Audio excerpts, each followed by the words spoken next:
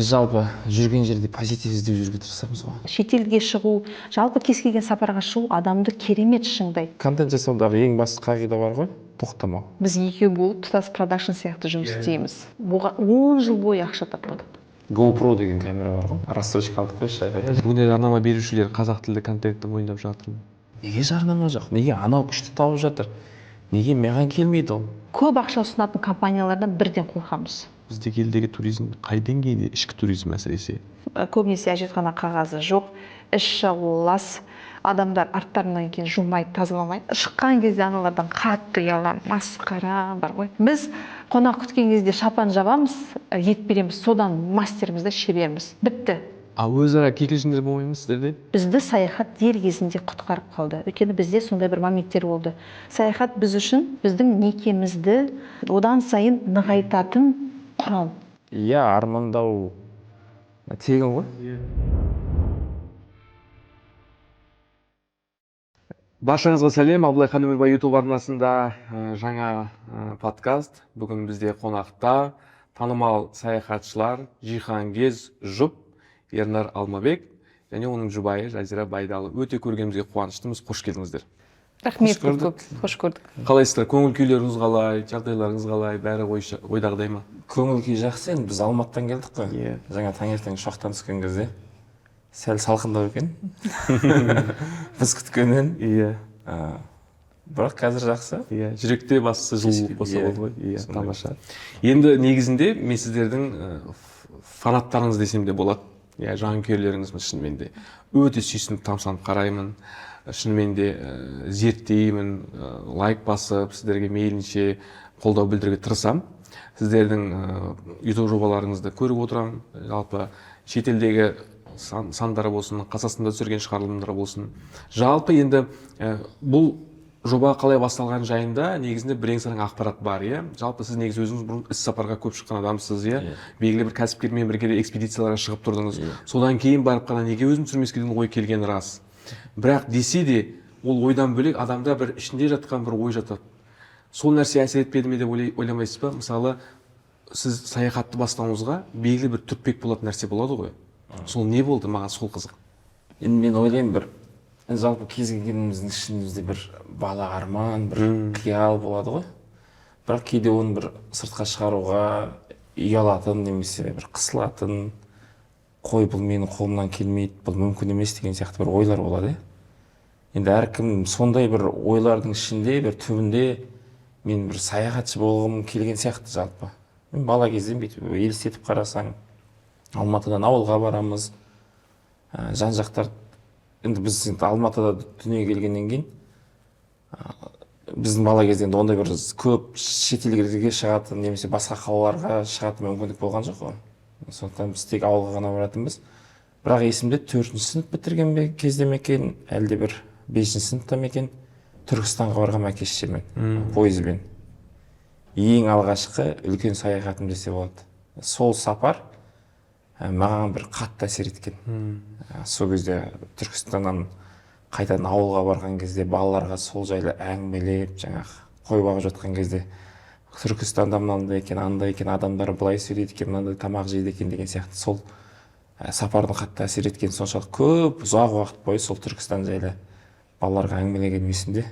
Сол дүние мидың бір түкпірінде қалып қойған сияқты. Бір керемет сапар ретінде, керемет естелік ретінде, және де саяхаттың сондай бір күшті дүние екені солай есте қалып, бірақ ол кейін ұмыт болып, бірақ түптің түбінде шыққан сияқты қайтадан. Яғни бүгінде сол бала күнгі арман орындалды ғой. Иә, қазір орындалып жатыр. Бала Ернардың сол кездегі ішіне жатқан бір шіркін-ай, солай ел жер араласам екен деген ойы бүгінде іске асып, жүзеге асып, Жихангез болып жатсыздар. Яғни бұл жерде біз не түйеміз? Мечтать не вредно, яғни армандай беру керек қой. Иә, армандау тегін ғой. Армандау керек, және де тек армандап қана қоймай, кейін түсіндің оны. Сол арманға қадам жасасаң, ол арман орындалады екен. Есімде алғашқы сапарға шыққан кезде, жаңа экспедицияға шығып жүрдік қой, 2016 жылы бастады. Сол кезде алғаш рет ұшаққа 25 жасымда отырғам. Қазір трец деген әлеуметтік желі бар ғой. Ана адамдардың жазғанын оқисың ғой, жас қыз жігіттердің жасым 20-да, әлі кәсібім жоқ, көлігім жоқ, жаңағы мен өмірді босқа өткізіп жатырмын ба деген сияқты жазуларын оқисың да. Таң қаласың. Біздің кезде енді ондай болған жоқ. Біздің кезде деп үлкен кісілер сияқты сөйлеп. Бірақ 25 жасымда алғаш рет ұшаққа отырғам. Қазір енді ұшаққа сол кезде санап жүретін, бір рет отырдым, 2 рет отырдым, міне бұл 3-ші рет деген сияқты. Қазір оның шегі жоқ қой, тіпті апта сайын отырамыз десек те болады да. Түсінікті. Негізінде сіз сол экспедицияларға барып жүрген кезде әуелде фотограф ретінде жүрдіңіз. Қалайша фотограф видеографқа айналып кетті? Ол өте бір күрделі процесс болды, шыны керек. Бірден олай бола қойған жоқ. Мен негізі мамандығым режиссер. Мен Темірбек Жүргенов атындағы өнер академиясын бітіргем, режиссер мамандығы бойынша. 5 жыл оқыған, дипломы бар адамын. Телевидениеда біраз жыл жұмыс істедік. Айту оңай деген бағдарлама болған ұлттық арнада. Жазир екеуміз сол бағдарламада таныстық. Кейін фотожурналист болып мамандығымды ауыстырдым. Мамандығымды ауыстырдым дегенде қалай? Сайтқа жұмысқа тұрдым. Видеограф ретінде және фотограф ретінде. Бізде білесіз ғой, көп жерде жұмысты қатар алып жүру керек, көп жұмыстарды. Тіпті кейде журналист болып кеткен кездеріміз де болды. Сөйтіп бір сапарға мен іс сапарларға фотограф ретінде шығатын. Сөйтіп жаңағы экспедицияға шықтық, Ұлытауға бардық фотограф ретінде. Ұлытауға бардым. Одан кейін Маңғыстауға бардым 2-ші рет. Сол жерлерде көп саяхатшы кісілермен таныстық та, олармен Торғайға бардым, Өзбекстанды араладық, Қарақалпақстан. Одан кейін Арал теңізін айналып шықтық, 20 күн экспедиция қойып, неше түрлі ғалымдармен. Соның бәрінде фотограф болып жүрдім. Енді бәрімізде телефон, әлеуметтік желі, енді Инстаграмда видео түсіру деген нәрселер енді дамып келе жатқан кезде еді ғой.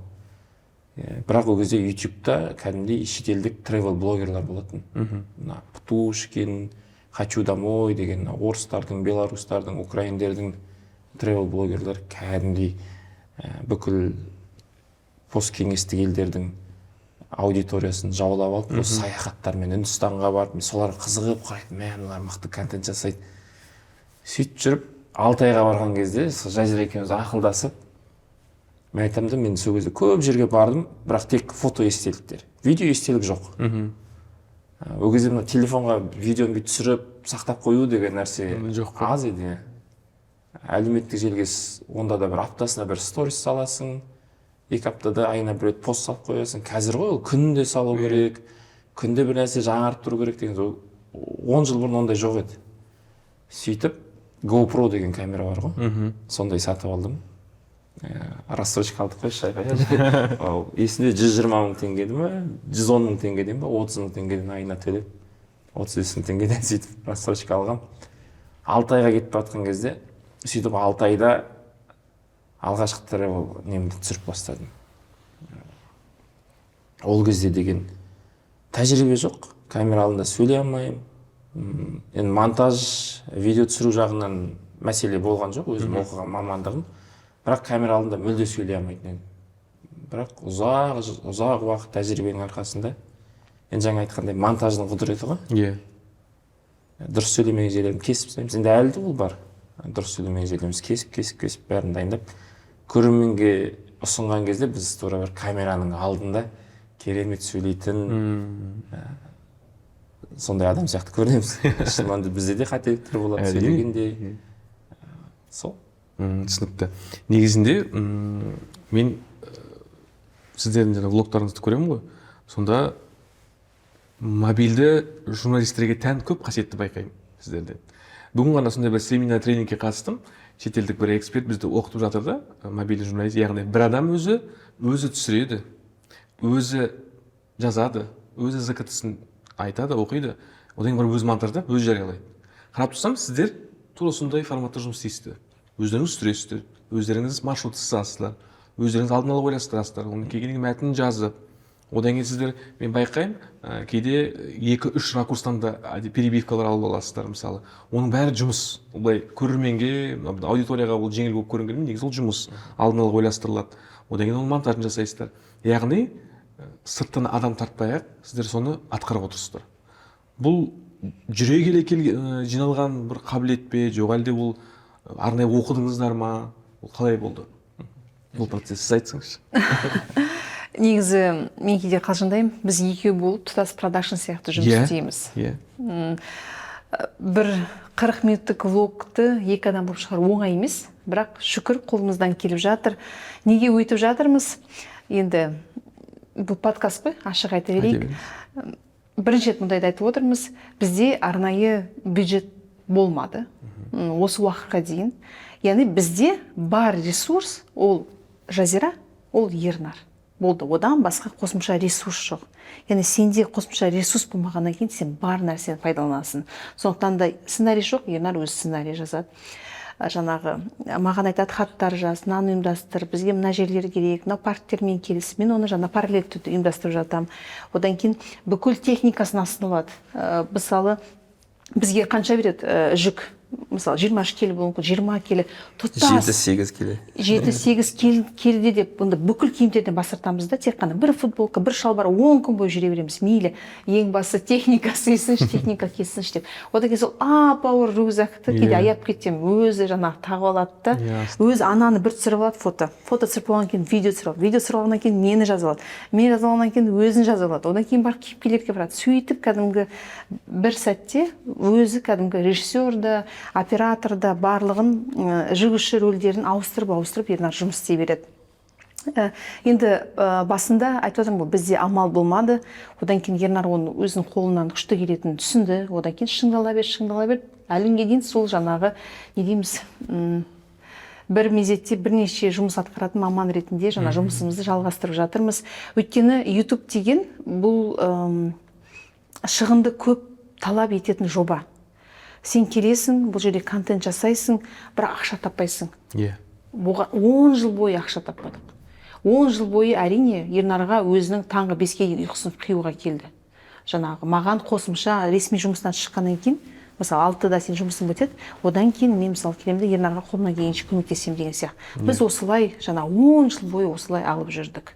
Сондықтан да ол жерде бөлек сценарист тарту, жаңа бөлек монтажер алу деген сияқты мобилограф алу деген ондай сұрақ мүлдем туындамады. Біз айттық, әйтеуір осыны қолдан келгенше алып жүрейік, әйтеуір осы бір жемісін береді деп келдік. Міне 10 жылдан кейін ақырын жарнама берушілер келіп жатыр, коллаборация серіктестер келіп жатыр, ақырын 10 жылдан кейін, тіпті міне 11-ші жыл кетті.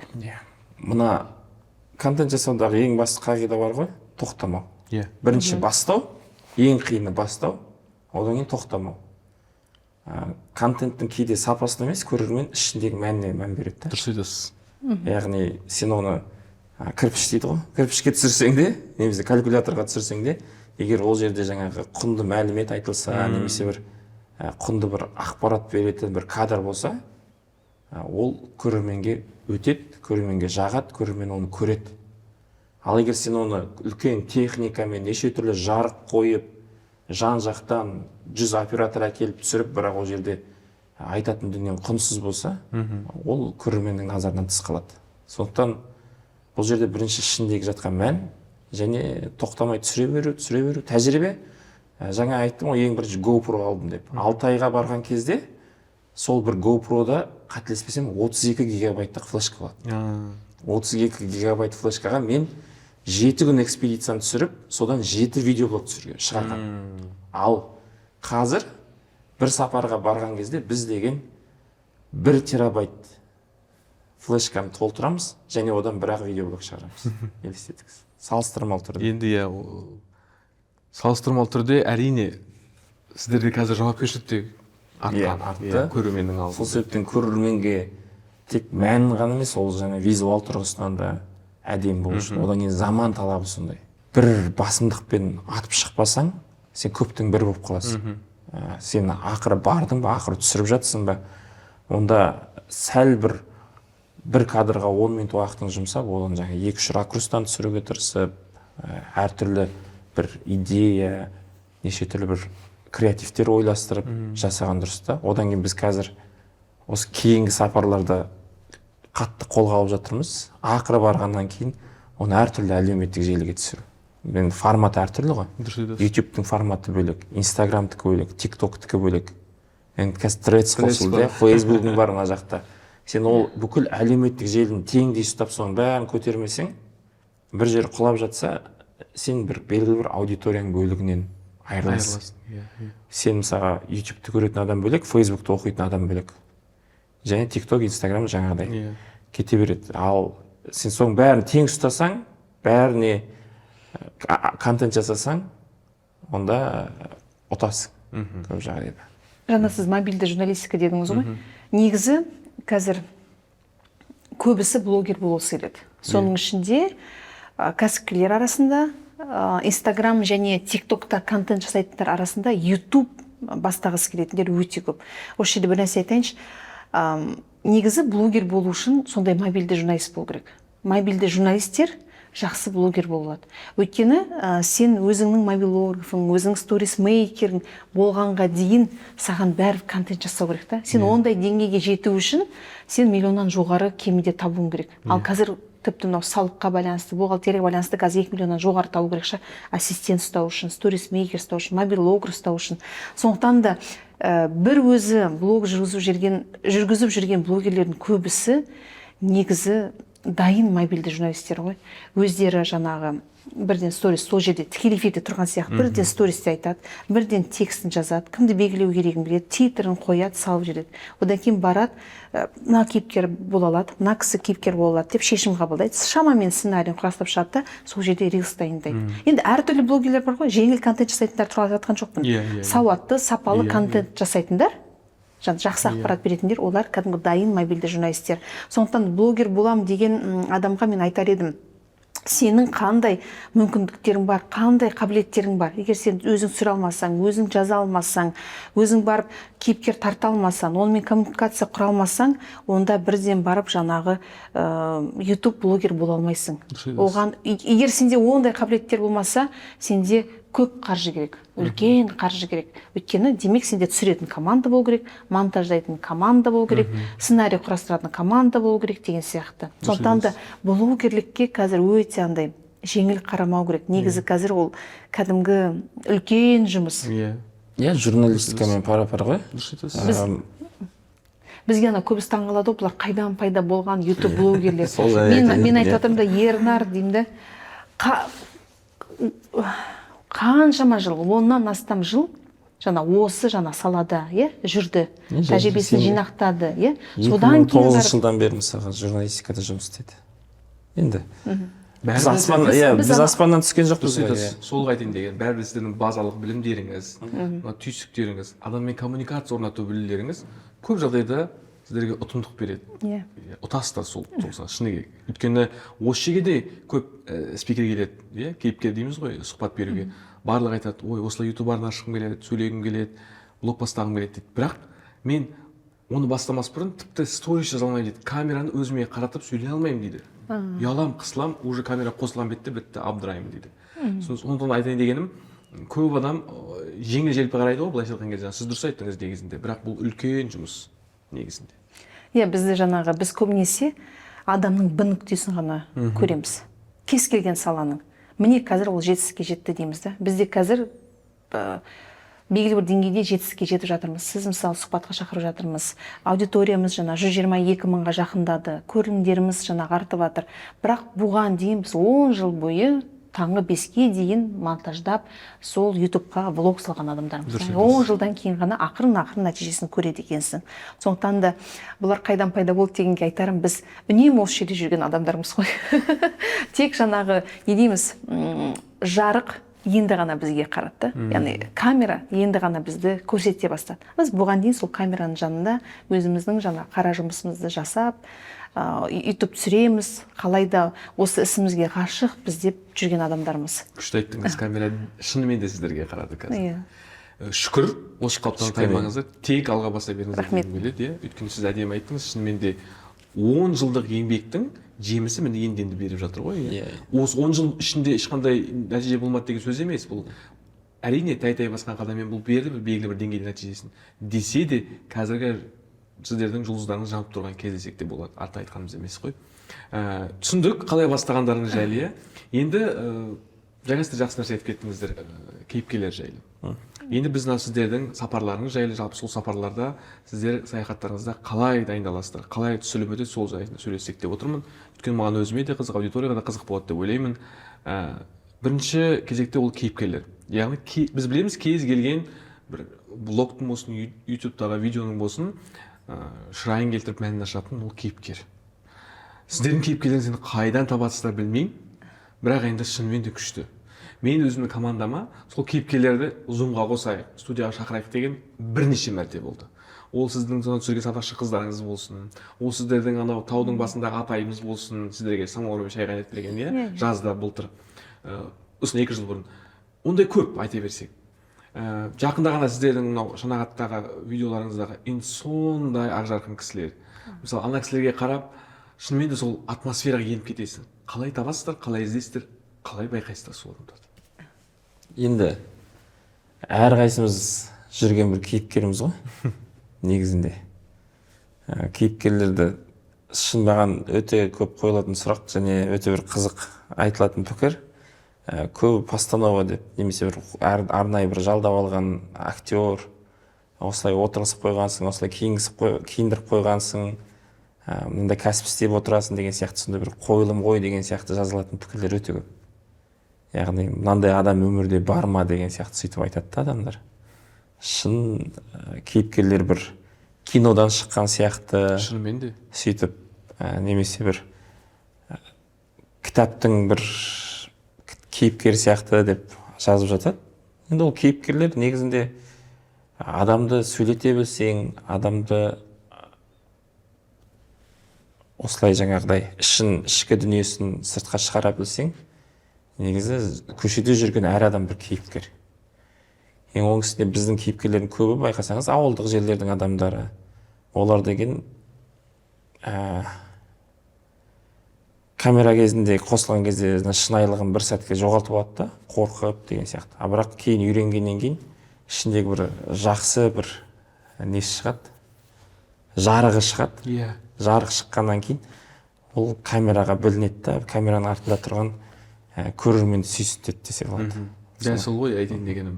Мысалы, сізден Шанағатты ауылға барған кезде ағасының ұлы кіріп келген сәт, көз алдымда Ерлі-Зайыпты отырды ғой.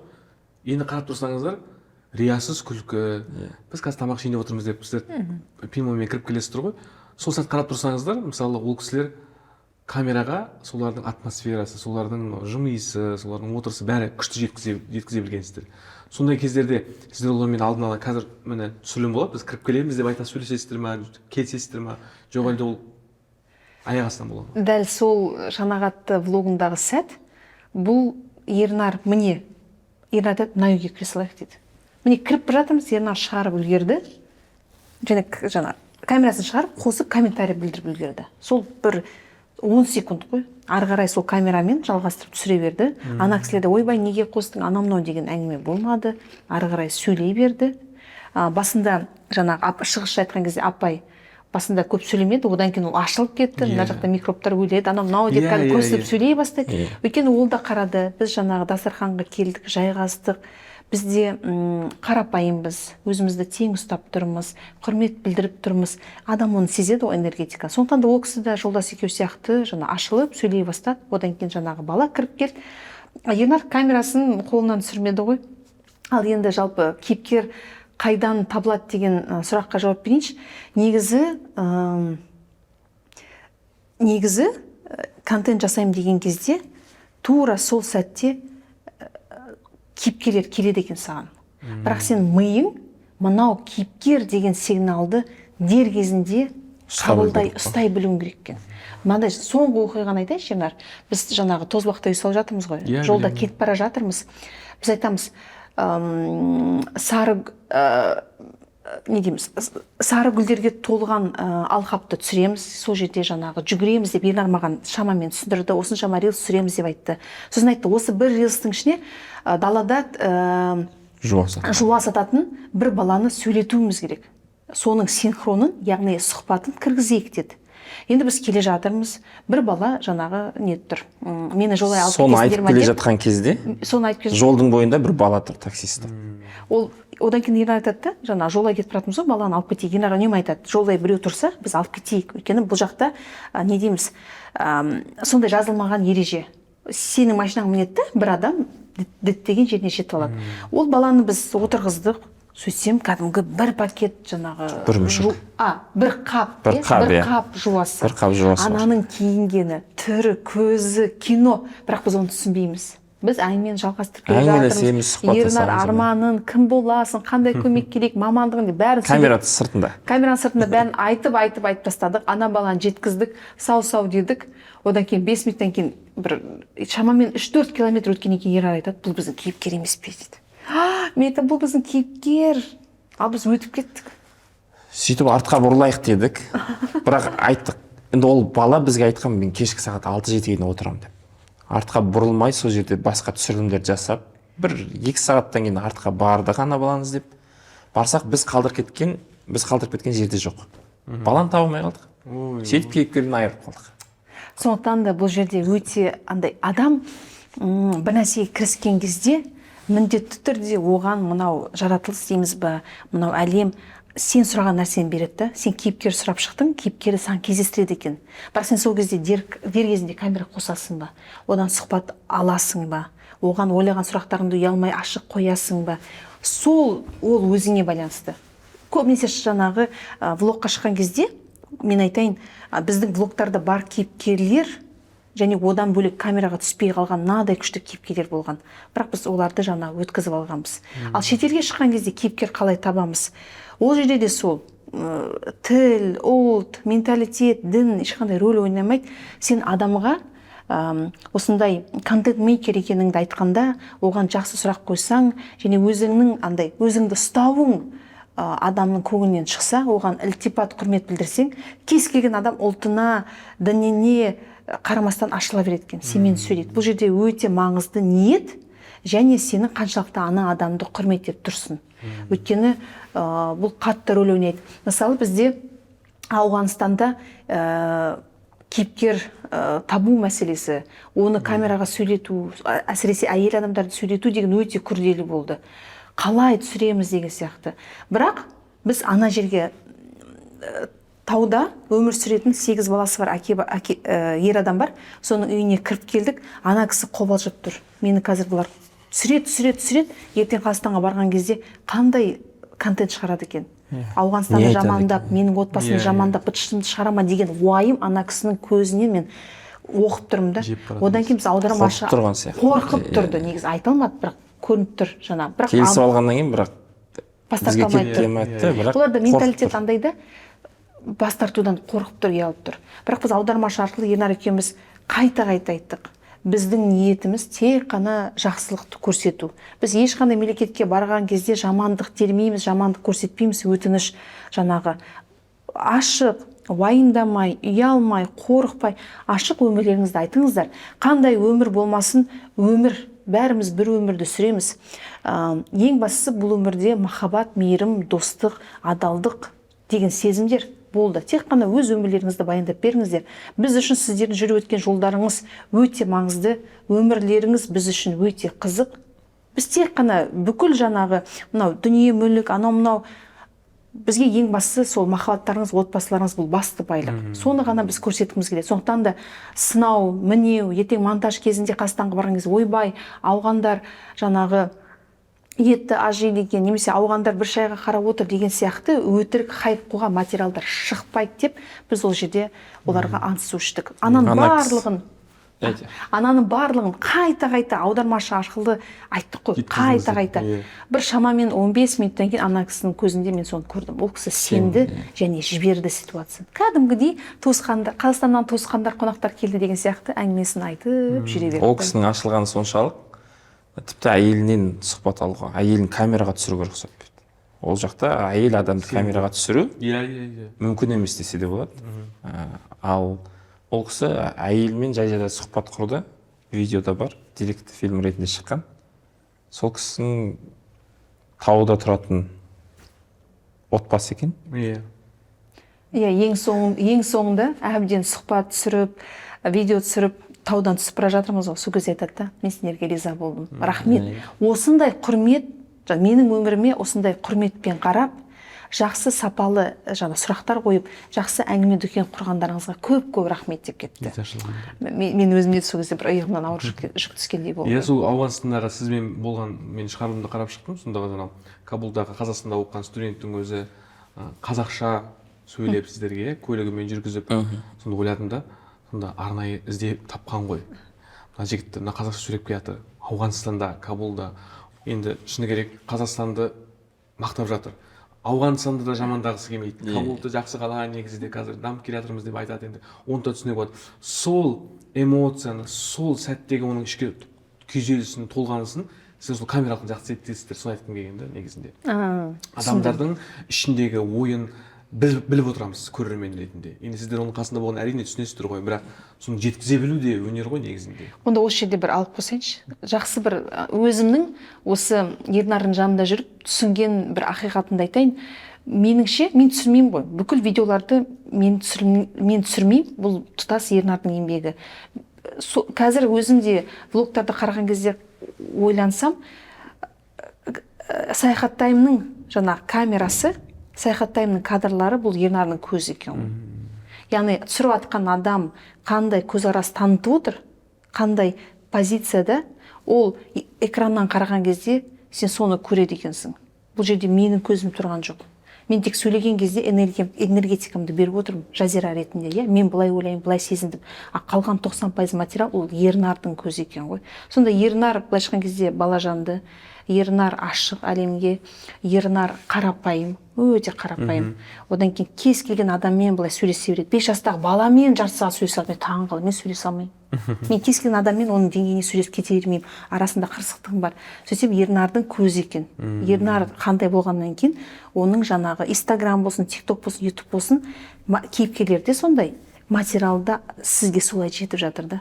Мен қазір солай деп түсіндім. Сосын былай ғой. Біз жалпы жүрген жерде позитив іздеу жүрге тырысамыз ғой. Негатив қазіргі заманда көп. Қай жерге барсаң да негізінде біздің саяхаттарда кикілжің болмайды емес, болады. Қиын кездерде болады. Кейбір кісілермен сөзге келіспей қалатын кездерімізде болады. Алдымыздан қиын адамдар шығатын кездерде болады. Бірақ көп емес, бірақ болып тұрады ондай. Бірақ біз оны камераға түсірмейміз. Және ол ситуацияға біз қатты акцент бермейміз. Біз ол ситуацияны біздің сол видеоны қарасаң, ол ситуация мүлде жоқ болады. Оның ізін оны біз ұмытып кетуге тырысамыз, ол нәрсені тіпті камераға түсіріп, оған әуре болмаймыз. Сондықтан біздің YouTube-тағы видеоларымыз, Instagram-дағы видеоларымыз, ол біздің болашақтағы естеліктеріміз ғой. Сол жері жайлы, сол сапар жайлы естеліктеріміз. Кез келген сапар жайлы жақсы естелік қалған жақсы емес пе? 10 жылдан кейін көрген кезде, 10 жыл бұрынғы сапарларымыз көрген кезде, не болды екен деп еске алған кезде, мынандай күшті жағдай болыпты, мынандай күшті болыпты, мынау күшті болыпты. Бірақ бір негатив жоқ та. Жылы естеліктер. Тек жылы естеліктер. Өзара кикілжіңдер болмай ма сіздерде? Маршрут таңдаған кезде бәлкім бір ондай да болады. Болған дейін. Қазір аз. Қазір біз техника сияқты жұмыс істейміз десек болады. Бізде ол анау неден машинені сатып алған кезде 1000 километр жүреді ғой әдейі. Бүкіл майлары жағылып, бір-біріне сай кеп, сағаттың тілі сияқты жұмыс істеу үшін. Мен бір сұхбатыңыздан көріп қалдым, сіз өте мұқият дайындалды екенсіз негізі сапарға. Google Map'тан қарап, оның қалаларға арақашықтығы қанша, біз қай қалаларға барғанымыз дұрыс деп бәрін алдын ала зерделеп, зерттеп біліп алады екенсіз. Және де сол маршрутты өзіңіз құрастырады екенсіз. Жазира ханым тек сол маршрутқа бағынып сіздің қасыңызда жүреді. Қазір Жазираның жұмысы көбейді. Бұрын жаңағы айтқандай мен маршрутты қарап біз көп жағдайда бүйтіп бара салатын болсақ, біз қазір енді техника сияқты жұмыс істейміз дедік қой. Тез болу үшін, өнімді болу үшін, одан кейін бүкіл жаңағы әлеуметтік желілерді қамтып үлгеру үшін бізде әр сағат, әр минут жазылған. Яғни таңғы сағат 7-де тұрамыз, 8-ге таңға, 8:30-да қонақ үйден шығамыз, бүйтеміз, сөйтеміз. Біз мынаншада мына жерге болуымыз керек деп мен алдын ала жоспарын сызып тастаймын. Жазира сол жоспар бойынша бүкіл маршрутты құрастырады. Машине, такси болсын, ұшақ болсын, кейіпкер болсын, әкімшілік жағынан келісулер болсын, бәрін соның бәрін өзі ұйымдастырады. Қонақ үй бар, басқасы бар деген сияқты. Сол сіздердің Ауғанстандағы сапардың ең соңында сіздің бір зікітіңіз ұнады маған оқыған. Саяхат тек демалыс емес, бұл көкжиекті кеңейту, өмірді сүю, өзіңді тану деген. Өте әдемі сөз негізінде. Бұл Жазира ханым не қосар екен бұған? Бұл қателеспесем саяхаттаймның әнұраны қосылған видео, оны өте сәтті қосты. Мен бір көңіл күйім түскен кезде немесе керісінше ерекше бір шабыттанғым келсе, сол Ауғанстандағы лашықтағы бақытты отбасы деген санды ашамда, толық қарап шығам, және ең соңында сол әнді, сол зікітіні қайта қарап шығам. Өйткені өмір деген қамшының сабындай қысқа, өтеді де кетеді. Ол жамандықты тергенше, тырнақ астынан кір іздегенше, біреуді өсектегенше, сынағанша адам өзінің өмірін сүру керек. Ал әрине өмір сүргеннен кейін тұлға ретінде сен үнемі дамып отыруың керек қой. Дамып отыру үшін әртүрлі контентті тұтын. Бірақ сол контентке де өте мұқият қара. Ол саналы болсын, мазмұнды болсын, мәдениетті болсын. Өйткені мынау тұтынып жатқан барлық контент айналып келіп сені пластилин сияқты сенің тұлғаңды қалыптастырады. Және осы тұлға қалыптастыруда, егер сен үйден шықпай отырсаң, сені контент тәрбиелеп жатыр. Егер үйден шықсаң, сені сапар тәрбиелейді. Саяхат тұлғалық дамуда өте үлкен рөл ойнайды. Адам саяхат кезінде, мысалы, момын адамдар ысылады. Біреулер одан сайын ысиды, пысық болып кетеді. Бұрын бұған дейін құжаттарын ұмытып жүретін адам ана жақта паспорт пен ақшасына ие болады да, өзіне жауапкершілік алуды, өз басын алып жүруді үйренеді. Мысалы, шетелге шығу, жалпы кез келген сапарға шығу адамды керемет шыңдайды. Ал саяхат басында саяхат ол сені жаңағы пысық болуды, өз құжаттарыңа ие болуды, жауапкершілік алуды үйретсе, ал сен 3-4 сапарға шыққаннан кейін саяхат ол таза сені тәрбиелеумен айналысады. Сен не көрдің, не естідің, кіммен сөйлестің, қандай әсер алдың, соның барлығы саған ішіңе жинала береді. Ал біз мысалы саяхаттаған кезде, бұл біздің жұмысымыз, контент түсіріп жатыр. Және қосымша біз өзімізді тәрбиелеп жатырмыз. Және саяхат біз үшін біздің жаңағы некеміз, отбасылық жұппыз ғой, біздің некемізді одан сайын нығайтатын құрал.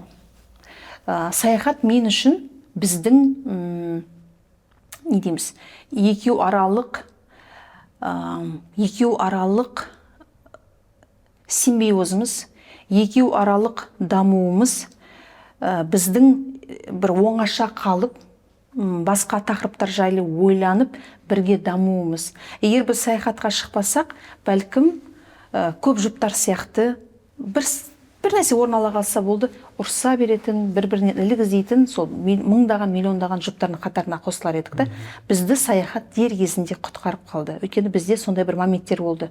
Екеуміз де шығармашыл адамбыз. Екеуміздің де мінезіміз бар. Мен ойбай әйел адаммын деп нете салмаймын, үндемей қалмаймын. Мен міндетті түрде айтамын жаңағы. Енді ал саяхат кезінде сен бір-біріңе бейімделмесең, біреу артқа қадам жасамаса, біреу алға қадам жасамаса болмайды екен. Әйтпесе саяхаттан дым қалмайды. Есімде Қытайда, мен соны ұмыта алмаймын ше, Қытайда таңғы рейспен түстік, қонақ үй сағат 2-де біз жаңағы ұйықтамағанбыз, шаршағанбыз, бірақ 2-де ғана бөлме береді. Жылыту жүйесі жоқ, курткамен дірілдеп, шаң-шаң басқан үстелдің үстінде былай басымызды қойып рюкзакқа ұйықтап жатырмыз. Қонақ үйдің алдында. Екі жұп кірді, Ресейден екен. Енді орысша сөйлеп жатыр, әңгімесін түсініп жатырмыз. Екеуі деген ойбай ана жақта қырылды ғой. Әйел айтады, сен еркек болып ұйымдастырмадың, сен еркек болып тексермедің, неге ол 2-де ашылады? Неге қосымша ақша төлемедің? Мен қазір шаршамай, қазір сағат 7-де кіріп, душымды қабылдап, таңғы асымды ішіп демалатын едім деп ананың кәдімгі ит терісін басына қаптады. Анау еркек те екеуі сол жерде жарты сағат тұрып, әйтеуір бір жерге бір ақша төлеп, бір қонақ үйге кетті. Ал біздің арамызда жанжал болмады. Біз айттық, сондай болып тұрады. Қарамадық, ешнәрсе етпейді. Осы жерде жаңа ең басты отыратын жеріміз бар, жылы киіміміз бар, болды, сол жерде отыра береміз, ұйықтай береміз дедік. Сол энергияны өзімізде сақтадық, жата салдық. Бірнеше сағаттан кейін өздері беріп тұр ғой. Бірнеше минут, жарты сағат.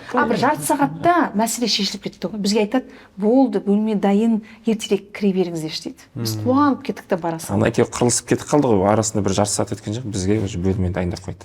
Сондықтан да бұл жерде мен кеңес беретін едім, біз енді бүгін YouTube жайлы айтып жатырмыз ғой, бірақ ютубты немесе контентті тек блогер болу үшін ғана бастамаса екен. Болды, кез келген адам даму үшін бастаса, одан кейін жаңа отбасылық жұқ болса, бір-бірін зерттеу үшін, одан сайын бақытты отбасы болу үшін бірге контент бастаса болады. Ол көрілім жинамай-ақ қойсын. Бірақ машинаға отырып алып, бірге сарыгүлдерді көрсін. Машинаға отырып алып, бір ауылға жаңағы сапар шексін. Контент жасау да міндетті емес. Бірақ бірге қарасын, бірге әсер алсын. Ол міндетті түрде екеуі ара айтылатын әңгіменің несін арттырады. Жалпы сөзіңіз бар ғой, біз бала тәрбиесі туралы да сөйлесеміз, қыздардың болашақта қандай мамандық игеретініне дейін оңашада қалып сөйлесеміз деген. Күшті екен ол өте. Сапар кезінде жалпы мысалға бұл неден басталды ғой, Өзбекстаннан басталды ғой. Өзбекстаннан 4000 километр ары бері Алматыдан шығып Хиуаға барып қайтып келген кезде 4000 шақырымдай болады екен. 4000 шақырым екеуміз ғана көлікте. Не істейсің әңгімелескеннен басқа? Ол жерде неше түрлі іште жатқан неше түрлі сұрақтар шығады, іште жатқан неше түрлі айта алмай жүрген әңгіме шығады. Күшті. Ол шыққаннан кейін бір жеңілдеп қаласың. Мысалға әдетте үйде сен оны айтсаң, ол мүмкін арты үлкен жанжалға ұласуы мүмкін. Ол жерде жағдай басқаша ғой. Сен деген үйден есік тарс жауып шығып кетуі мүмкін. Сен айдалада қызыл құмда келе жатқан кезде сен есік тарс етіп шығып кете алмайсың. Бұқара мен Хиуаның арасы деген шөл дала, ұзақ бетон жол. Сол жолда сен ішіндегі ойыңды айтқан кезде сен өзің де кетіп қала алмайсың, жұбың да кетіп қала алмайды.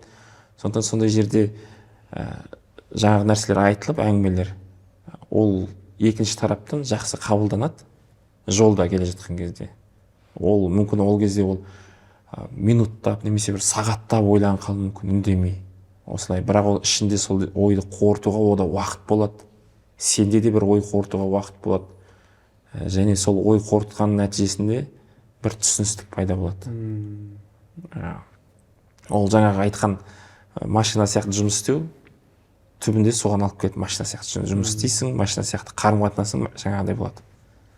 Басында бүйтіп неше түрлі келмей қалатын, тістері келмей қалып, айналмай қалатын кездер болса, дөңгелек қазір ол айналып тұр. Тұтастай бір механизм. Механизм қалыптасқан. Күшті.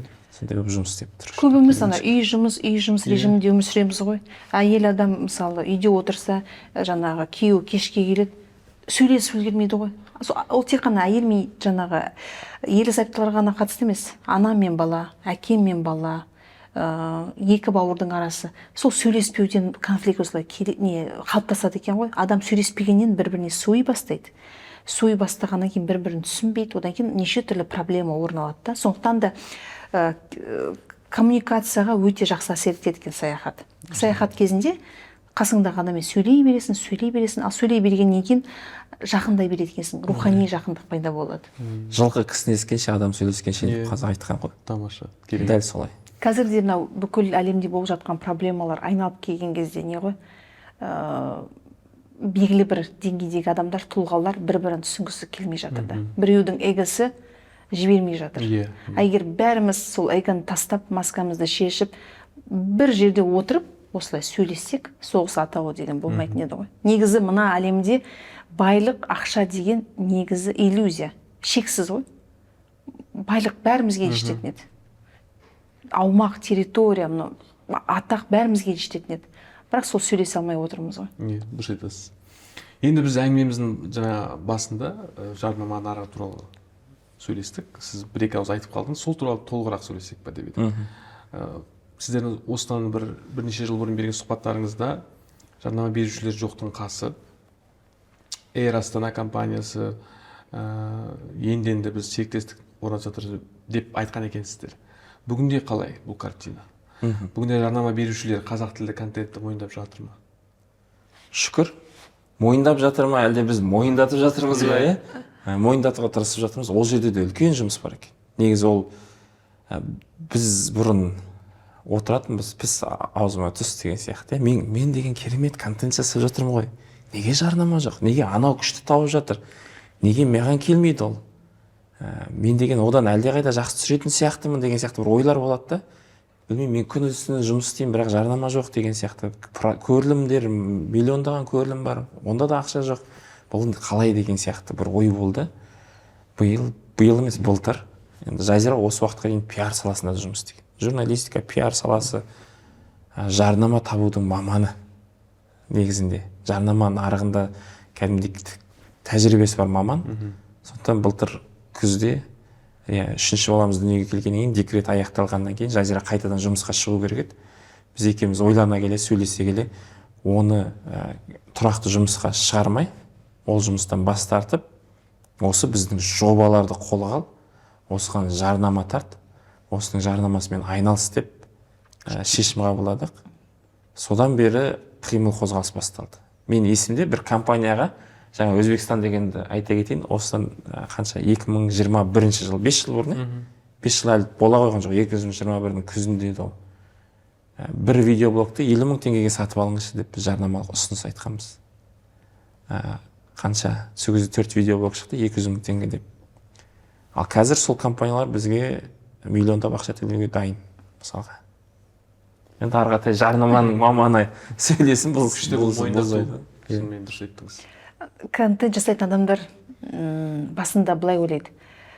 Мені жарнама беруші іздеп келу керек деп ойлайды. Сосын блогерлерді көріп отқан адамдар да ойлайды. Бұларға жарнама келе қалады деп. Шын мәнінде бұл үлкен күрделі жұмыс. Өзің айналыспасаң, соны сені сататын, сонымен айналысатын бөлек мамандарды жалдап, оларға жалақы төлеуің керек. Әйтпесе ешкімге ешқандай жарнама келмейді. Ешкімді іздемейді екен. Бұрын бізде анадай бір көзілдірік болды. Не дейміз? Қызғылт көзілдірік дейді ғой. Біз әлемге былай қарайтынбыз. Күшті контент жасасаң, бәрі есімізді қағады. Біз саяхаттаймыз, жұмыс істегіміз керек деп айтады. Сөйтсем, ешкім келмейді екен. Ешкім, өзің барып есікті қағуың керек. Ал біз күтетінбіз, қашан бізге келеді деп. Қазір біз күтуді қойдық. Мысалы, бір күнде кемінде 3 компания қоңырау шалып, оған арнайы ұсыныс жазып, 2 тілде поштасына жібересің. Пошталары жауап берілмесе, онда менеджердің нөмірін іздейсің. Ол менеджердің шамамен аты жөнін тауып алғаннан кейін бүкіл қандай әлеуметтік желіде отырады, барлығын қарап шығам. Бір әлеуметтік желіден тауып алсам, ары қарай хат жазам. Хатқа жауап берсе, ары қарай байланысты ұстап алам. Одан кейін кім форумдарға неше түрлі брендтер шығады. Сол жерден қарап отырам. Мына форумда мынадай компания шықты ма? Ол компанияның атынан кім шықты? Өзім блокнотқа жазалам. Пәленши мынадай компанияда екен. Демек пәленши мынадай компанияда істейді екен. Мен демек осы кісіні басқа мақалалар, кімге қандай сұхбат берді, шамамен кім арқылы бұл кісінің нөмірін табуға болады, іздеймін. Менің жаңағы мақсатым қалайда нөмір тауып алу. Ол жұмыс телефоны болсын, жеке нөмір болсын, немесе почта. Үшеуін біреуін тапсам болды, соған жаңағы кенедей жабысып алуға тырысам. Одан кейін ол нөмір тапқаннан кейін сен онымен коммуникация құруың керек, ұсыныс дайындау керек. Біреу презентация сұрайды, біреу жаңа PDF нұсқасында коммерциялық ұсыныс сұрайды, біреу ағылшын тілінде сұрайды, біреу орыс тілінде сұрайды, біреу көбірек терең статистика сұрайды.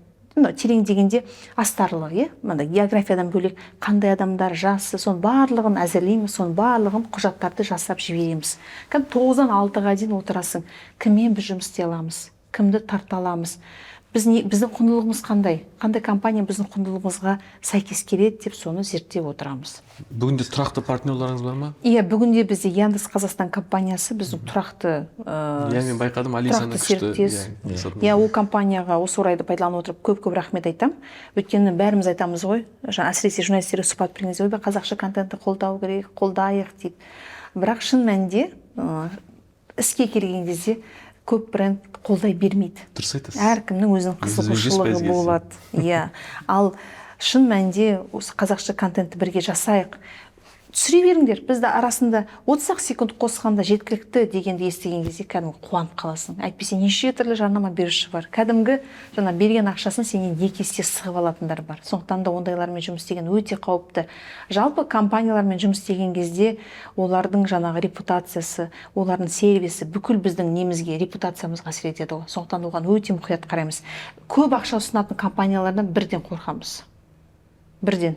Көп ақша берді, демек үлкен тәуекел, бұның артында бір нәрсе жатыр. Одан кейін зерттейсің, қарайсың, міндетті түрде алаяқтар болып шығады ғой. Ойбай, бұл деген өте қорқыныш. Сондықтан да біз қазір жаңа байып кету, осы контентті тұтас бір табысқа айналдыру деген мақсат бар, бірақ сәл былай ығысып тұрады да, ол бірінші орында емес.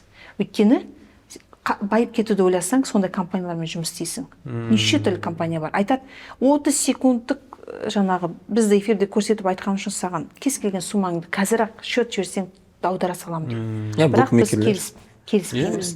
Ол қазір букмекерлерден бөлек қазір лицензиясы жоқ инвестициялық компаниялар көбейіпті. Одан кейін неше түрлі банктер бар. Зерттейсіздер сіздер. Зерттейміз. Әрине шығын болғаннан кейін кейде Ернар айтты ғой, ақша жоқ кезде жарнама беруші келеді. Сол кезде қызығып кетесің, алғың келеді. Бірақ ойланасың, болмайды. Адамдықты, принциптерді, құндылықты бірінші орынға қою керек дейміз да, бас тартамыз. Біз бұған дейін әрқайсымыз бірнеше жұмысты алып жүрген адамдармыз ғой. Бұл жаңағы Тенгринуста журналист дегенде фотожурналист болып жұмыс істеді. Мен жаңағы ол кезде республикалық бақтарда журналистпін. Негізгі жұмыстан кейін осы ютубпен айналысып келдік қой. Осы уақытқа дейін, мысалы, менде 3 жұмыс болды, Ернарда 3 жұмыс болды деген сияқты. Содан қалған бос уақытта ғана ютубты жасап жүрдік қой. Өйткені саған, мысалы, бір санға ары кетсе бір 200-300 мың теңге төлейді. Ал сенің билетіңнің өзі шетелге екеумізге минимум 500 мыңға шығады. Ол визаны қоспағанда, қонақ үйді қоспағанда. Демек біз бүкіл 3 жұмыстан тапқан ақшаны осы ютубқа қосатынбыз. Ал халық отырады айтады, бұлар қандай ақшаға саяхаттап жатыр. Олар білмейді. Біз жаңа жыл кезінде жұмыстан 10 күндік демалыс беретін. 8 қаңтарға дейін.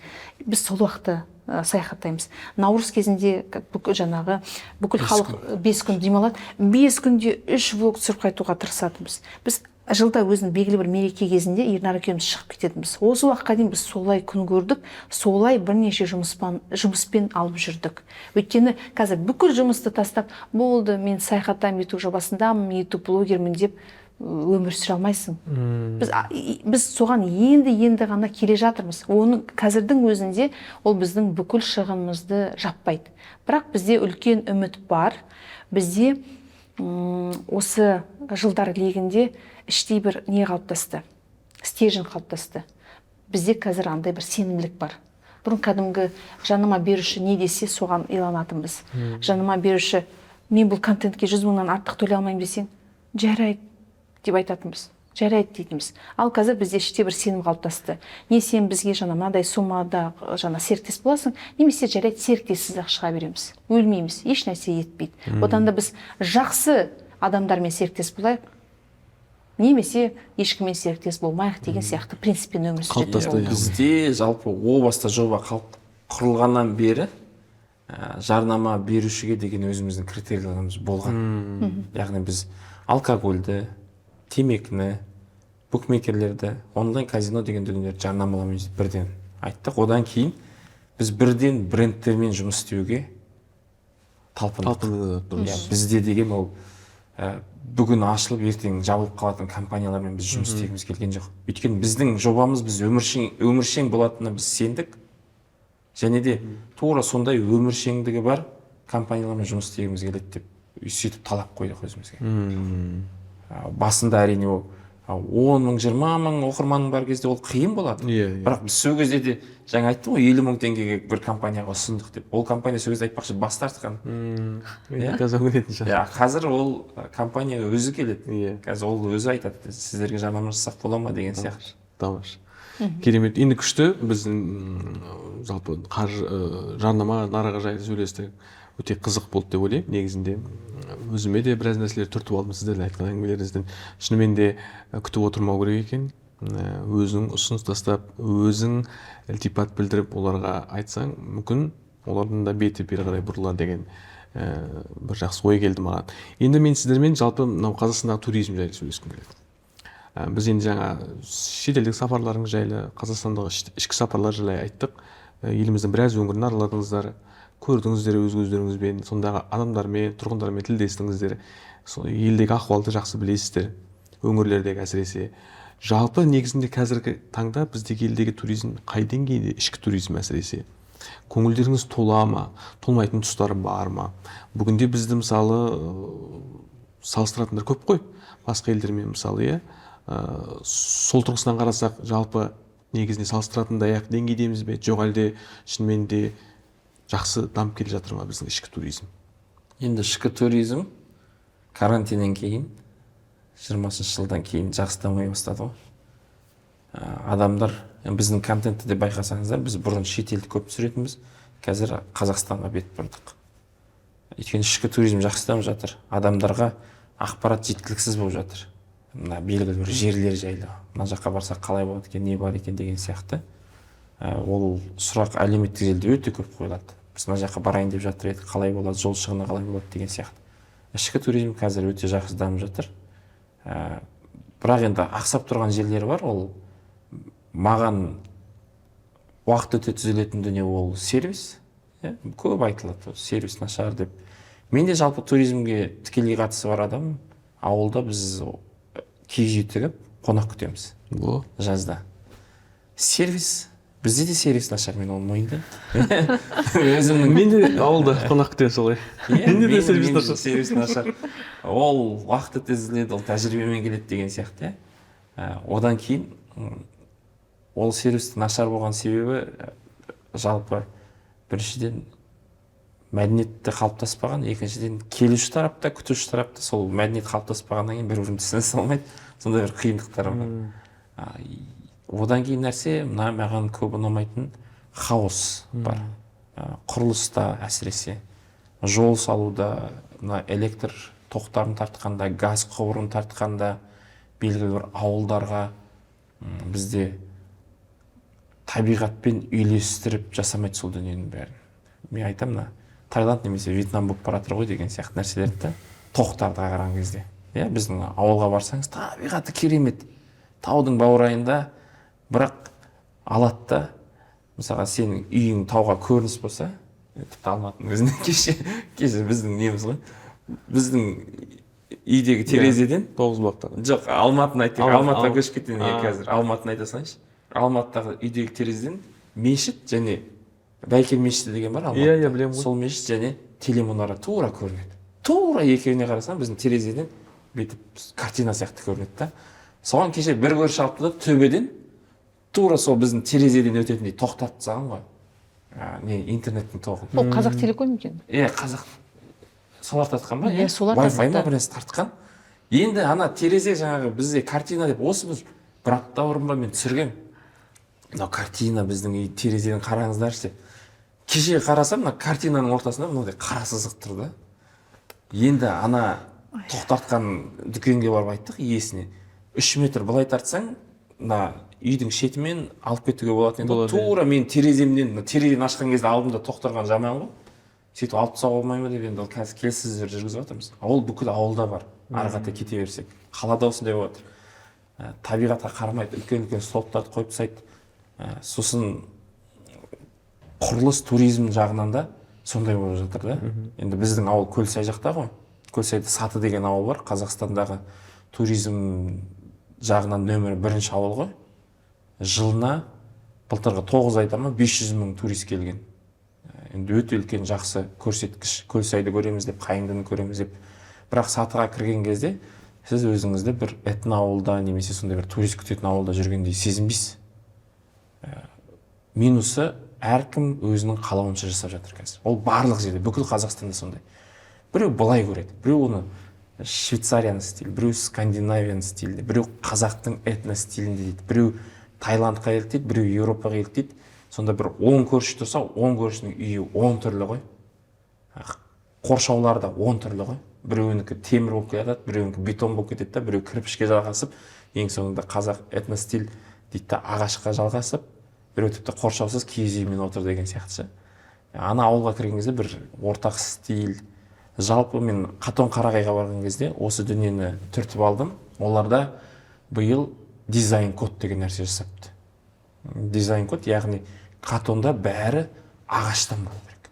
Қарағайдан қиып салынған үйлер болу керек, қашалардың бәрі ағаштан болу керек, оның биіктігі мынандай болу керек деген сияқты бір дизайн код жасаған сияқты. Нақты оны көргем жоқ, бірақ естідім сол жерде әкімшіліктен. Сол дизайн кодты бүкіл Қазақстанға жасаса. Мына туризм саласымен айналысып жүрген мамандар, министрлік, неше түрлі мекемелер бар ғой. Ол сол дизайн кодты бүкіл Қазақстанға жасаса, Қазақстанға келген турист және де табиғи жағдайына да байланысты жасаса әрине. Ана Маңғыстаудың орталығына шырша отырғызып қойғанды да көргенбіз мысалға, немесе Түркістанға, жел соғып жатқан кезде ана шыршаны қарап аяп кетесің деген сияқты. Ал дизайн код, сол табиғатына қарап дизайн код жасаса бүкіл Қазақстанда хаотично, хаос болмаса да, мына келген турист Қазақстанның табиғаты осындай екен ғой, үйлері мынандай екен ғой, қоршаулар мынандай болады екен ғой деген бір ой қалыптасып кететіндей.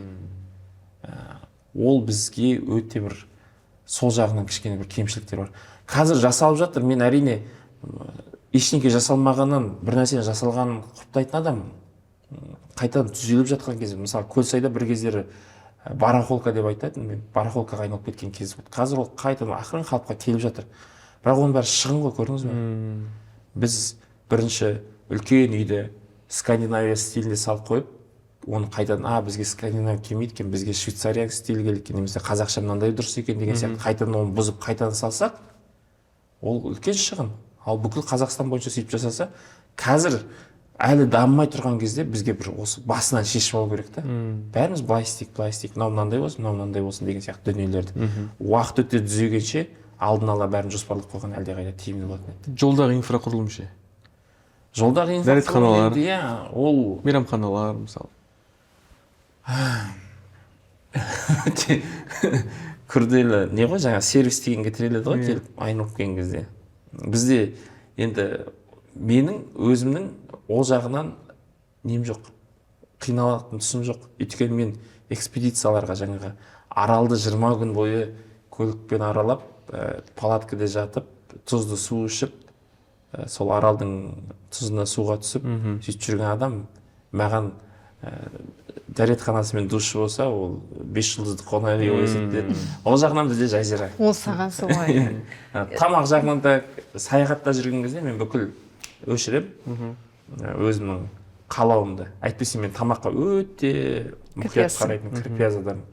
Тамаққа, ыдысқа, үйде жүрген кезде, қалада жүрген кезде ондайға қатты қараймын да. Бірақ Ауғанстанда мысалы жүрдік қой, жетіп қойдық. Ауғанстан, Үндістанға барған кезде, сыртқа шыққан кезде мен адамда миды өшіріп тастаймын. Дұрыс. Ернар, ұмыт, сен сыртта жүргенде сен жабай адамсың, сен деген. Менде бір қағида бар. Мүмкіндік болған кезде дәретханаға барып қалу, мүмкіндік тамақ беріп жатқан кезде сол тамақты жеу. Өйткені сен 20 күн экспедиция жүргеннен кейін осы екі нәрсені түсінесің. Және ұйықтауға мүмкіндік болған кезде ұйықтап алу керек. Осы үш нәрсені түсінесің. Сен қазір тамақ беріп жатқанда жемесең, келесі тамақ жейтін уақыттың қашан болатынын білмейсің. Сен жолда келе жатсың, тоқтасаң уақыт қысып баратыр. Сондықтан жүре бересің, таңғы сағат 7-де ішкен тамағың кешкі сағат түнгі 10-11 болып кетуі мүмкін. Кейде тіпті ойбай тамақ жасауға мүмкіндік жоқ, ұйықтайық деп айтатын кездер болған. Соны дәретханада тура сондай сияқты, жаңа ұйықтайтында уақыт тура сондай. Сондықтан осы үш қағиданы ұстануға тырысам. Тық дейсің да, сонымен кез келген нәрсені сервис анамнауға айттық қой, біз жамандық іздемейміз, біз тек жақсылық жағын көруге тырысамыз. Жақсылық іздесек те, Ернардың үш қағидасын мен сақтамайтын адам. Жайзирамен жүрген кезде ол бөлек. Сондықтан Жайзира айтсын, ол сервис анамнау қонақ үй. Ой, сервис. Қазақстанның табиғаты керемет, баратын жерлер көп, бірақ жаңағы мәселе көп. Біріншісі дәретхана. Әйел адамдар бұны қатты сезінеді. Ана дәретханаға қағаз бар болса қуанасың. Көбінесе әжетхана қағазы жоқ. Іші лас. Адамдар арттарынан екен жумайды, тазаламайды. Ашық айта берейін, сұмдық бар болса. Кейде жаңағы далада орнатылғандар болады ғой, олардың іші тіпті сұмдық.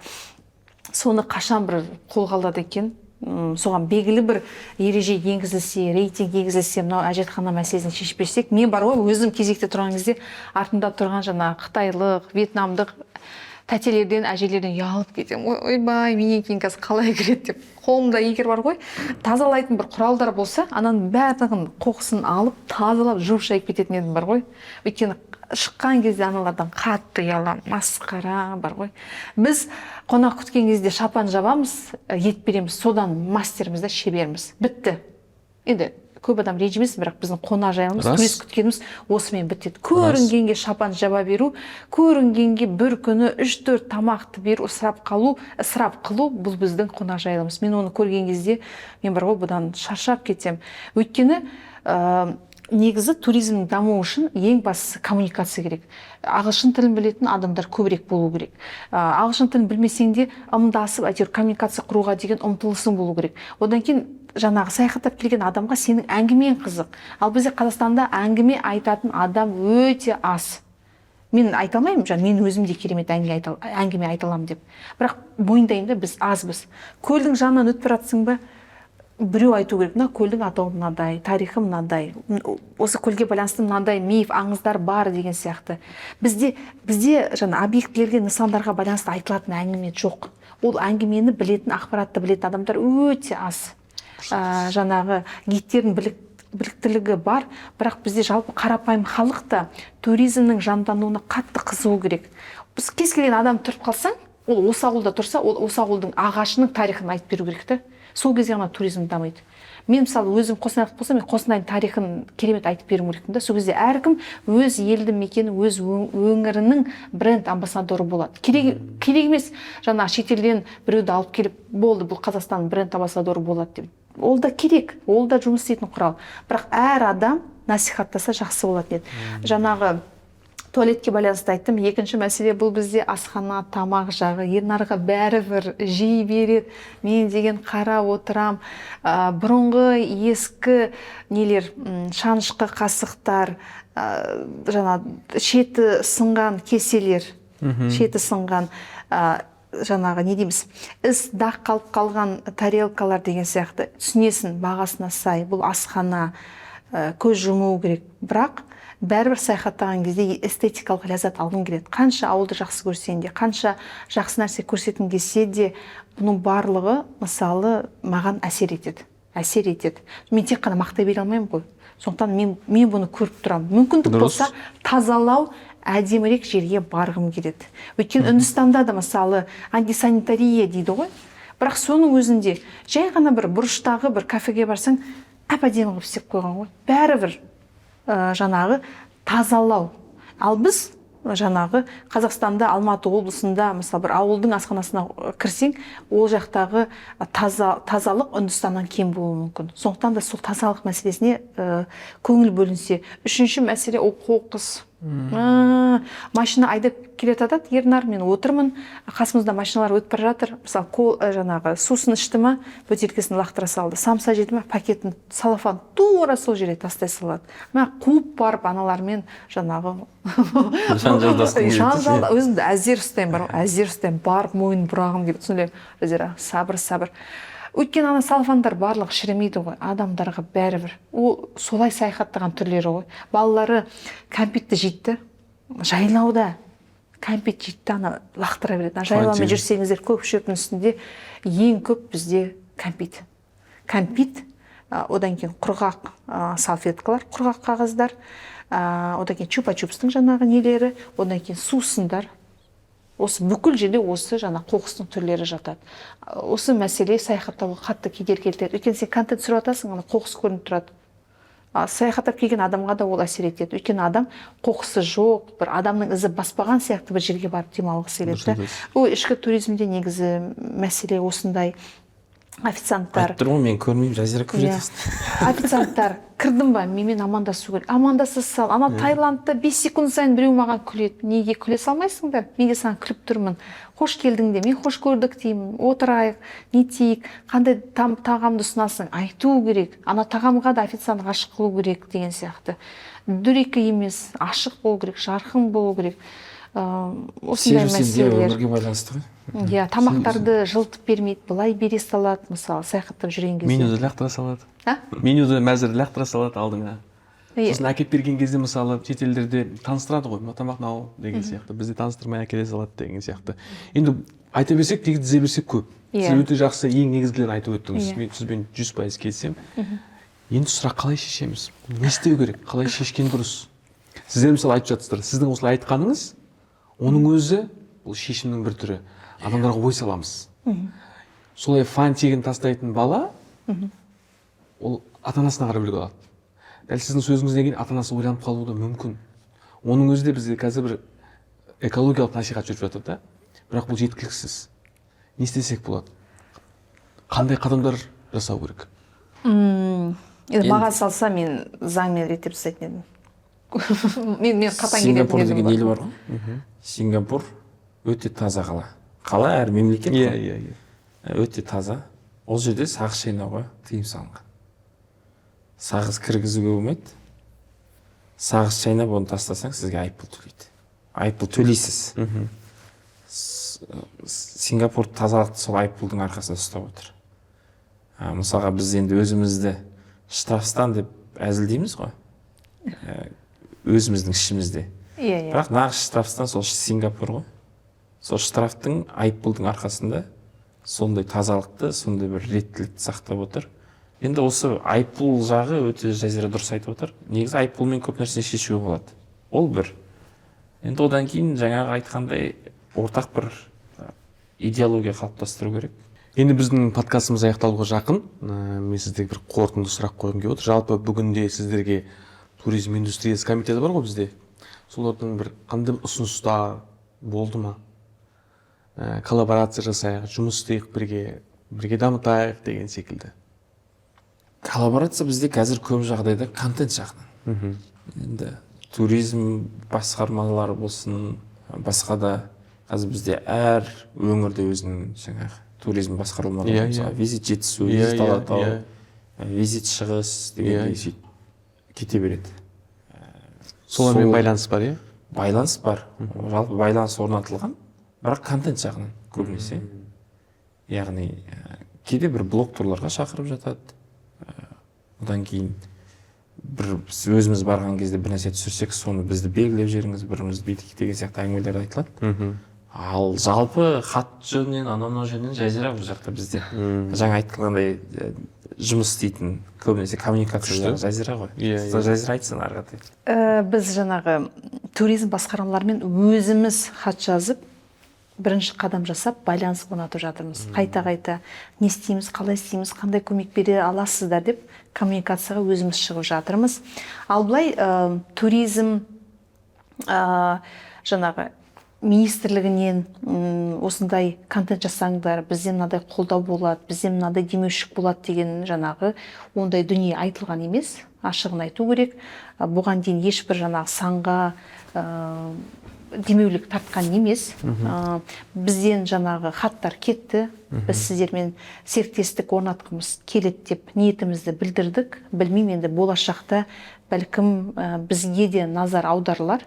Өйткені олар сенің контент жасағаныңды қолдайды, контент жасағаныңды қалайды, бірақ өкінішке қарай қаржылық тұрғыдан мемлекетте сіздерді қолдауға мүмкіндік жоқ дейді. Бірақ мен ойлаймын, туризм бұл екінші мұнай. Сондықтан да біз сияқты тревел контент жасайтындарға қаржы, мемлекеттік грант, мемлекеттік жаңағы қаржылай қолдау берілу керек деп ойлаймын. Өйткені біз сол ақшаны, сол жаңағы пиарға, имиджге бөлініп жатқан ақшаны басқа салаларға шашып жатырмыз, төгіп жатырмыз. Бірақ туризм бұл өте мықты сала. Кейбір мемлекеттер мұнай жоқ, ешқандай пайдалы қазбасы жоқ. Таза осы саяхаттың арқасында күн көріп отыр. Мысалы, қателеспесем, Үндістанның жалпы несі түсетін табысы, түскен табысының 10%-ын туризм құрайды екен. Яғни бізде сондай деңгейге негізі жеткізе аламыз, сондай потенциалымыз бар. Сондықтан да біз сияқты жаңағы саяхаттан контент жасайтындар көп болу керек. Егер бізге қаржы бөлінсе, біз контентті ағылшын тілінде де жасаймыз. Біз оны дұрыстап аударамыз. Біз халықаралық нарыққа шыға бастаймыз. Бұның барлығы уақыт, қаражат. Сондықтан да бізге көңіл бөлінсе, біз сондай сапалы контент жасасақ, Қазақстанның туризміне ішкі болсын, сыртқы болсын, кәдімгі тікелей әсер етеміз. Сондықтан да бұл өте маңызды мәселе және өте жақсы сұрақ қойдыңыз. Өйткені көбісі ойлайды, осы саяхаттаймды жаңағы министрлік қолдап жатыр, жаңа қазақ туризмі ақша бөліп жатыр. Ешкім ешнәрсе бөліп жатқан жоқ. Сосын мына нәрсені айта кетейін, мысалға біздің Шығыс Қазақстанға жасаған сапарымыз бар ғой, осы қыста жасаған. Содан жалпы 3 видеоблог шықты, және де бір 20-дан астам Reels, TikTok бәрі шықты. Соның бәрін қосқан кезде жалпы көрілімі 20 миллионнан асты. Бір Қазақстанның аудиториясы. Иә, біздің жасаған контенттің көрілімдері 20 миллионнан асты. Яғни ол видеолардан кейін Шығыс Қазақстанға енді 20 миллион көрілімнен бір 200 мың, және 20 мың адам барса да, ол қандай үлкен үлес. Әрине. 20 мыңызды 2 мың адам барса да қандай көрсеткіш. Бірақ біз одан біз әкімшілікте немесе жаңа туризм басқармаларынан ешқандай ақша сұрағанымыз жоқ. Ол біз қолдаусыз барып түсіріп кеткен дүниеміз. Ал егер ол жерде қосымша тағы да демеушілік болса, одан да зорын түсіруге болатын еді. Одан да көп дүние түсіруге болатын еді. Арғатай енді ақша болмағаннан кейін кейде қолың қысқа болады. Кейде вертолет жалдап бір жерден екінші жерге бара салғың келеді. Немесе таудың басын көрсеткің келеді. Біз енді көп жағдайда өзіміздің техникамызбен алып шығамыз, өзіміздің жаңа шеберлігімізбен, үйренген дүниелерімізбен, осындай бір тәжірибеміздің арқасында көп дүниені алып шығамыз. Ал одан арғатай дүниелерді қосу үшін оған ақша керек. Ол ақшаның рөлін де ұмытпауымыз керек. Ол адамның қолын ұзартады. Судың астына сүңгисің ба, таудың басына шығасың ба, оның бәрі қосымша уақыт, қосымша шығын. Егер ол болса, яғни біз ақшасыз 20 миллион көрілім әкелдік па, біз ақшамен 200 миллион көрілім әкелуге мүмкіндігіміз бар. Тамаша. Осындай экспериментке толы қысыл сапарлар көп болу керек деп ойлаймын. Өйткені біз Қазақстанның шынымен де мысалы шығысын әлі дұрыс танып білген жоқпыз. Сіздер бір сұхбаттарыңызда айтып қалдыңыздар да, біз айғайлататын бір кликбейт тақырып қоймаймыз негізінде, адамдардың бір зәресін тудыратын. Бірақ біз жақсы бір ойлар тастаймыз деп. Мысалы сол кезде сіздер шіркін-ай бір үкімет тарапынан, мемлекет тарапынан осы кісілерге бір жәрдемақы тағайындалса, елдің шекарасындағы ауылда отырған отбасылар бар деп айтып қалдыңыздар да, тек танымдық бағыттағы контент жүргізбей, арасында сондай ойларда салып тұратындарыңыз өте қуантады негізінде. Ол сіздердің шынымен де жанашырлықтарыңыздың бір белгісі ғой. Бәлкім сол влогтан кейін мүмкін ойланып қалар, бәлкім сол влогтан кейін мүмкін жергілікті билікке бір сондай бір ой келер. Ол жақсы деп ойлаймын менің ойымша. Мына нәрсені айта кетейін, енді жаңағы туризм басқармасынан бір кісілер көретін болса, еститін болса, ойлап қалмасын, бұларға тек ақша керек екен деп ше. Біз сондай-ақ жаңағы ой дегеннен шығады, кеңес айтуға да дайынбыз. Мысалға консультация беруге де дайынбыз да. Мысалға енді Қазақстанды аралап жүргеннен кейін, көріп жүргеннен кейін, көп бүйтіп көресің да, қап бүйткенде деп айтасың, ойлайсың да кейбір жерде. Мынаны бүйте салсаң, бүйтіп дамып кететін еді деген сияқты. Мысалға ол ой мына неден шығады? Сенек деген ауыл деген, Маңғыстаудағы Сенек деген ауыл бар, құмның жанында тұр. Шұбадық, дәмді, керемет ауыл. Бір жағында Бозжыра, бір жағында Бекет атаның басы. Бекет ата жатқан жер, мешіті, жер асты мешіті. Және Сенек мәжеді деп есептейік. Және тағы бір Шақпақ ата мекен, қателеспесем, Шопан ата мекен, тағы бір не бар, мешіт бар. Сонда жолдан алғанда Жаңаөзеннен алып келеді да, Бекет атаға барып, содан кейін Бозжыраға кетіп қалады. Сенек мына жерде бір 20 километр ме, 10 километр ме шетте қалып кетеді. Сонда бүйтіп алып келген кезде бүйтіп айналып, Сенекті айналып өтіп кетіп отыр да. Ал Сенектің тұрған жері өте керемет, құмның ортасында кәдімгідей. Айналаңа қарасаң, құм, Дубай. Квадроциклдер бар. Мен Сенекке барған сайын айтамын, түйе жүргізіңдерші мына жерге. Бір 10 түйе, туристер ағылады сендердің түйелеріңе отыру үшін деп. Одан кейін сонда жолды енді істеп отырған кемшілік қой.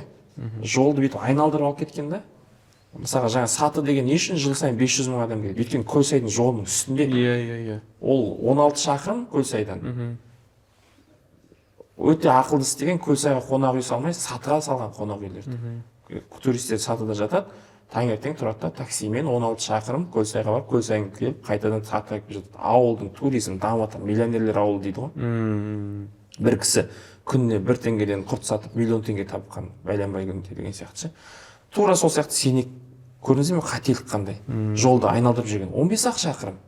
Егер 15 шақырым бүйтіп сенектің үстімен өтіріп қайтадан Бекет атаға апарып, одан кейін Бозжыраға апарсаң, сізде 3 локация жолдың бойынша. Күшті бір маршрут қалыптасып қалады. Иә, маршрут сенекке күніне 1000 машина өтсе, соның 100-і тоқтайды дүкенге, шұбат алуға, оның 100-і түйеге отыруға тоқтайды, квадроциклге, құмды жаяу кезуге тоқтайды деген сияқты. Осындай кеңестер айтуға біз дайынбыз. Біз көріп жүрміз, барып жүрміз. Жергілікті халықпен, мүмкін министрліктегілер, мүмкін туризм басқармасындағылардың жергілікті халықпен барып, әлеуметтік сауалнама жүргізуге, олармен сұхбаттасуға, олардың мұң-мұқтажын білуге уақыттар жоқ шығар. Мүмкін олар басқа бір дүниелермен қызығып, басқа нәрселерді ойластырып жүрген шығар. Бірақ біз соны істеп жүрміз ғой. Біздің видеоблогтар дайын тұрған әлеуметтік сауалнама, дайын тұрған идея, дайын тұрған кеңес. Жаңағы айтқандай, сол шекарада тұрған ауылға, ол тек туризм жағынан емес, басқа да жағынан, әлеуметтік жағынан біз бұрынғы заманда миссионерлер болған ғой. Жер жаһанда, мысалы Шоқан Уәлихановтың өзі Қашқарға барып, сапар кезінде неше түрлі жол жазбалар жазып, соны орталыққа жіберіп, сол арқылы бәрін біліп отырған деген сияқты. Біз қазір соның рөлін атқарып отырмыз. Және де біз оны контент жасап жүрміз дейміз, бірақ контенттің түбінде де осындай бір терең зерттеулер жатыр да, оны пайдалануға болады. Ол ашық тұрған дүние ғой. Егер шақырып, мына жерде қандай болып жатыр десе, Жазира екеуміз кеңес беруге дайынбыз. Тамаша. Енді міндетті түрде сұхбат шыққаннан кейін YouTube арнаға біз құзырлы органдарды, мемлекеттік органдарды белгілеп, тектеп, барынша жауап алуға тырысамыз деп ойлаймын. Мүмкін өздері де байланысқа шығар, жақсы бір сүйінші, сондай бір жаңалықтарды болып қалатын шығар, бәлкім осы сұхбаттан кейін сіздерді шақырып жататын шығар. Әрине, мен оны тіпті қуанышты боламын, себебі біз мемлекет басшысы айтып жатыр, естуші мемлекет деп. Естуші мемлекет деген қағидалар алдымен осындай шағын қадамдардан басталады деп ойлаймын. Сіздерге ерекше алғыс білдіремін. Бүгін біраз көсілдік, біраз әңгіме айттық, жақсы әңгіме айттық. Менің ойымша, көрермен біздің бүгінгі подкасттан кейін өзіне керек мағлұматын алады деп ойлаймын. Өйткені шынымен де бүгін біз сондай бір нәзік, сондай бір жақсы, сондай бір ауқымды тақырып аясында әңгіме құрдық сіздермен, жан-жақты талқыладық деп ойлаймын. Өздеріңізге ұнады ма, жалпы бүгінгі әңгіме барысында айтылмай қалған месседждеріңіз болса, камераға қарап айтсаңыздар да болады. Бұл жақта енді бүгін жақсы болды. Біраз дүниенің басына шыған сияқтымыз. Жақсы сұхбат, керемет сұхбат болды деп ойлаймыз. Сұхбат қатты көңілімнен шықты. Өйткені сіз жай ғана сұхбат алушы емессіз, сіз саяхаттаймын көрерменісіз. Ол білініп тұр, жанашырлықпен, құрметпен. Бұл іске қадам бастыңыз, сұрақтарыңыз өте қызық, жан-жақты. Сізге рахмет көп-көп. Осы жобаларыңыз сәтті болғай. Осы сәтті пайдаланып отырып, барша көрерменге алғыс білдіргім келеді. Бізді көріп жатқан, қолдап жатқан, пікір қалдырып жүрген өзіміздің барша көрерменге осы студиядан жалынды сәлем жолдаймыз. Көп-көп рахмет, бізді көре беріңіздер. Бізде осылай саяхаттаудан шаршамай, жақсы танымдық қазақша контент жариялай беруге дайынбыз. Мына бір нәрсе айта кетейінші, қосымша, Айтыңыз. Көрермен көп қой. Көбі енді көшеде көргенде танып жатады, суретке түсіп жатады, сол кезде айтады енді контенттеріңізді көреміз, бірақ енді пікір жазбайды көп көрермен. Менің пікірім кімге керек деп ойлайтын адам көп болса керек. Біз де кейде ойлаймыз, біреудің видеосын көресің, пікір жазбайды, өтіп кетесің. Бірақ YouTube-та, жалпы әлеуметтік желіде пікір жазу өте маңызды. Лүпілі басу, пікір жазу және видеоны тарату өте маңызды. Ол көрерменнің бізге, егер сөйтіп солай істейтін болса, көрермен бізге қатты көмектесетін еді. Сондықтан барша көрерменге айтатынымыз, осы видеоның астына болсын, және де біздің YouTube арнадағы видеолардың астына болсын, бәріне үнемі пікір жазып, лүпіл басып және сол видеоларды таратсаңыздар, ол бізге өте үлкен көмек болады, ол видеоның таралуына қатты көмектеседі. Тамаша, рахмет. Қадірлі достар, осымен біздің бүгінгі подкаст тәмам. Міндетті түрде арнаға тіркеліп, лайк басып, комментарий қалдыруды ұмытпаңыздар. Бұл біз үшін, YouTube арна авторлар үшін өте маңызды. Келесі кездескенше аман сау болыңыздар дейміз. Көп рахмет тағы да.